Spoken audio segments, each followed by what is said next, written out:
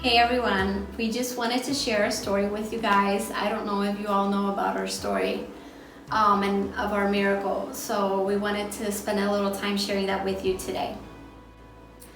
So in Brazil, when we were living in Brazil, we had been married for about 3 years or so, I believe, and we just felt like it was time to have kids. We tried for a while, and when I did get pregnant, we were really happy with the news. We were so excited. It was just, that feeling of God blessing you with a child. But there was a whole different story to that. God had a different plan. I found out on a Tuesday that I was pregnant. On Thursday of that same week, I bled a lot and I just felt I had a miscarriage. I knew I had a miscarriage.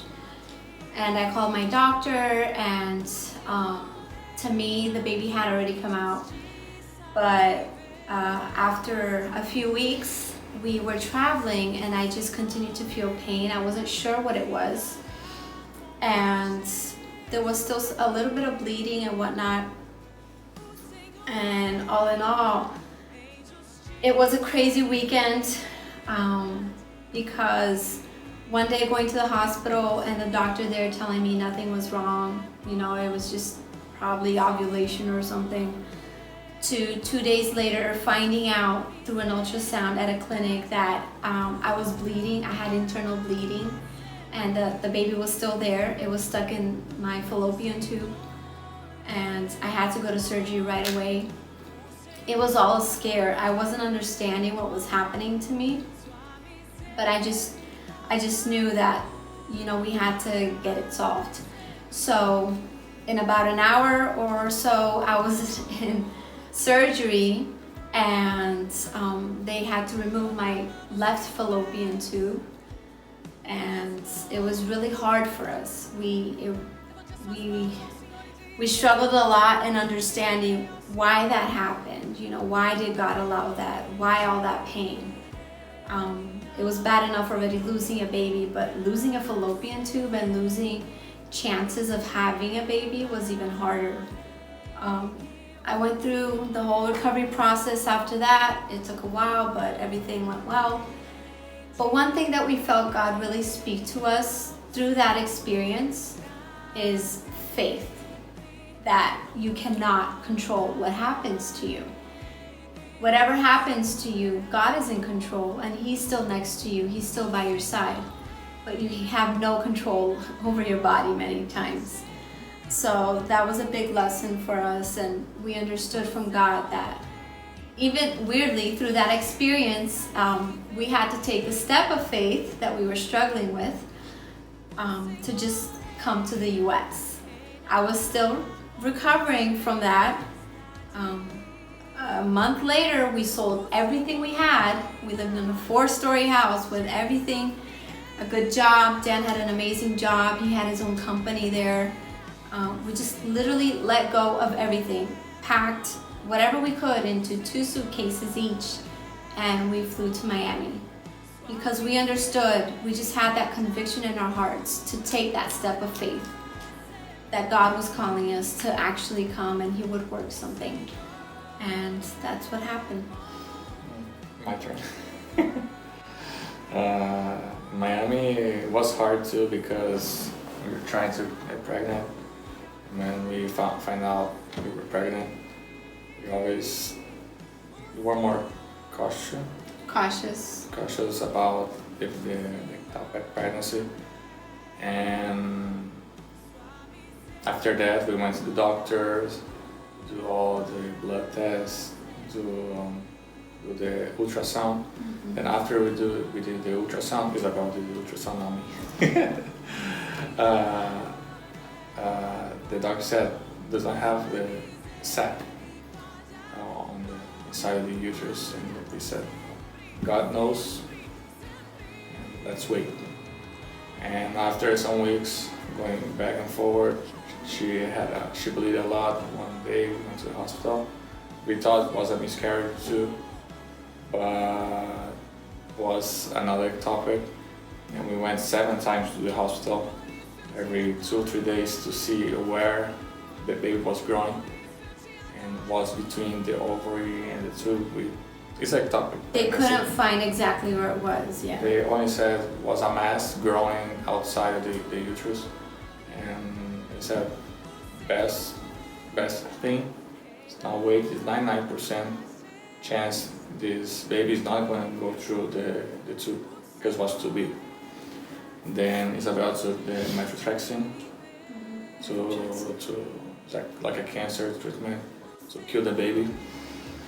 Or the mass. The mass, we don't know.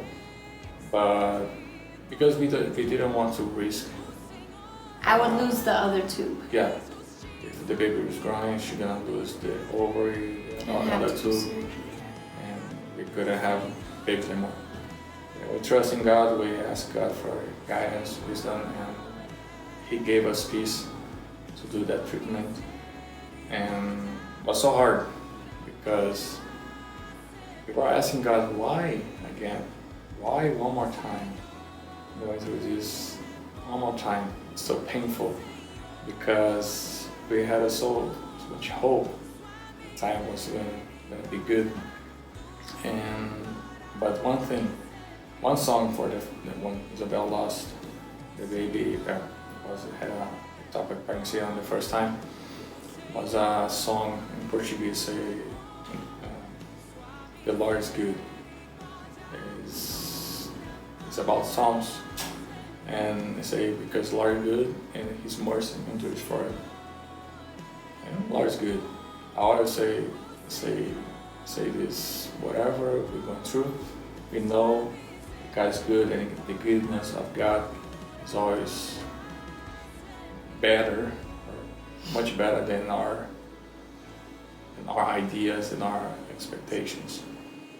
And it was so hard, but we went through that, and God spoke to us the same thing: wait on me, because I have amazing things, I have wonderful things for your life, for your family. And one thing that God told me for the first time,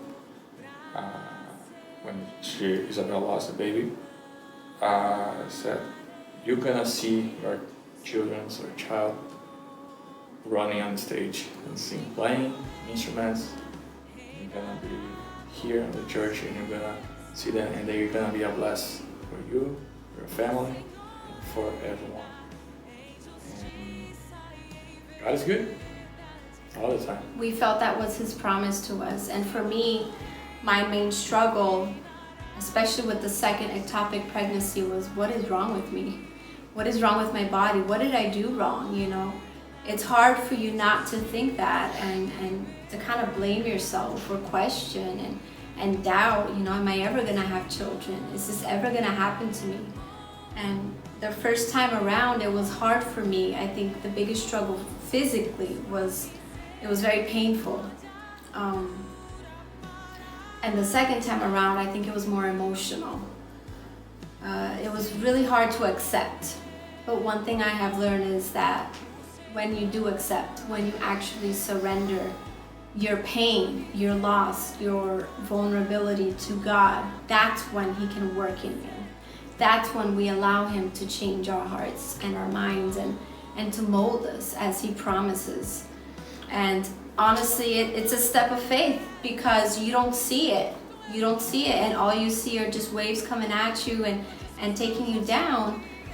But we chose to believe, you know. And with this song, for example, we would be in our room in the dark and just in silence and crying together and just start singing and praising God.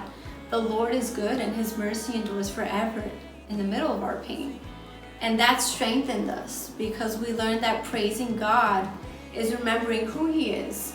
And even though everything seems dark around us, we can still look to Him in His light and know that He is with us. And no matter what will happen in the future, He's still going to be with us. With this third pregnancy, things were a little different. We decided to go after a treatment, and we weren't sure exactly where to go, who to speak to. But Amy from church, Amy Sosa, she actually told us about an acupuncturist that helped her with her pregnancies, with her treatment and everything. we said, you know what, let's give it a try. We tried everything else. We were already considering fostering kids, and just, we were open to options, honestly, because we believe God would provide through any way. So I went there, and what was supposed to be a 3-month treatment ended up being 6 months, because I only have one fallopian tube.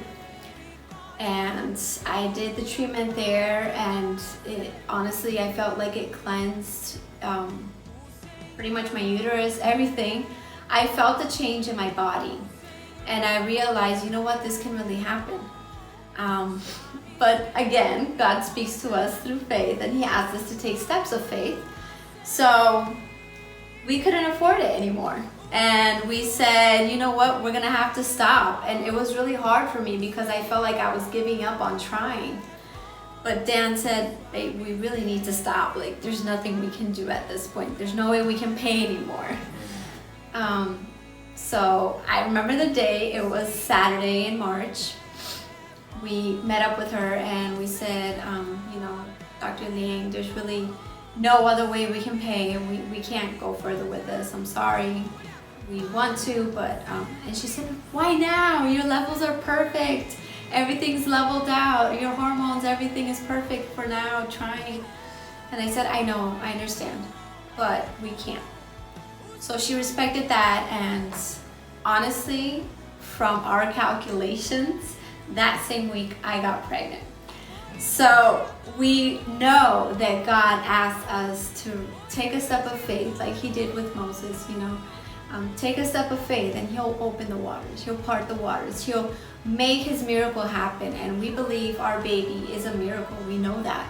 And sometimes, like what happened with Moses, sometimes God asks us to walk on the waters.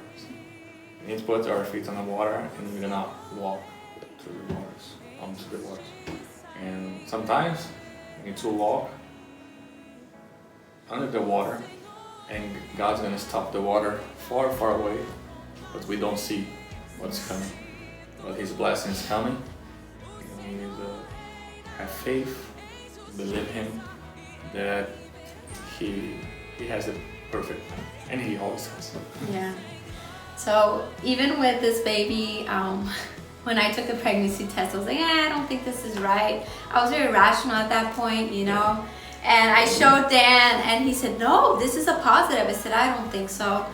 But I decided to wait a few more days, and I took another test, and sure enough, it was very positive. We did the blood work because we wanted to make sure everything was okay before sharing the news and everything. And just one thing after the other, God has shown His blessing. And that's why we decided to name our baby Liz Elena. Liz means God's promise. She is God's promise for our lives, and Elena means light. So we believe she will shine God's light. She will be His light, you know, and just share the truth and the gospel to others, because we believe that is why God is giving us a child. And we believe that she'll bring a lot of joy, and she'll be a tremendous blessing to our lives. I think overall, the whole experience, you know, and from the first time we decided to try to what we're living today, I think it all comes down to one word: faith. That's what God has been teaching us, you know, to really have faith, no matter what the circumstances, no matter what we're going through, no matter what we're feeling. And I remember that when I went into surgery with the first pregnancy, you know, the whole scare, I looked up at those surgery lights in a freezing room, and all I could say is, Lord, I do not feel You right now, but I believe You are here with me. So please work whatever You want to work in our lives, and just I trust You. And that's when I understood faith is not a feeling, it is a decision, it is a fact, you know, it's something that we choose. So that's one of the main things that God changed in my heart.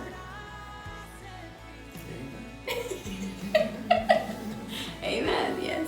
I think for both of us, right? It's been a great journey of faith. Always. Yes. God is faithful. God is good. All the time. All the time, God is good. Thank you all, church and family and friends, for just supporting us. You have been essential in this walk, and without you, we would not find the strength that we did. So thank you all very much. We love you all.